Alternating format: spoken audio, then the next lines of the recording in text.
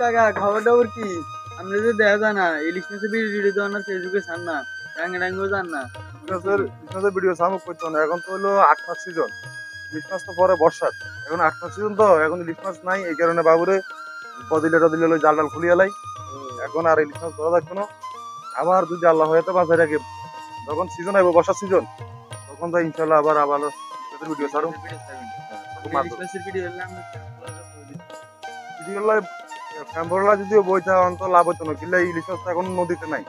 হ্যাঁ, নদীতে থাকলে না মনে করো ইলিশ মাছ ধরতাম, মনে করো ভিডিও ছাড়তাম, ফ্যানগুলো করে দেখাইতাম। এখন তো মনে করো নদীতে মাছ নাই, ইলিশ মাছের ভিডিও তুমি কথা বোঝো না কাকা, এটা তো বুঝতে হইব, তোমরা না বুঝলে তাহলে বুঝবো কি? এখন বদিলে মানে এগুলো খুলিয়ে এলাম, খুলি মনে করো আল্লাহ নাম লই পাই দিলে তুমি খুলে দেবেন কি? খুলিয়ে এলাম। আর নৌকা দোনার কাজ কাম আছে কিছু, নৌকা দোনার কাজ কাম করুন, মেরামত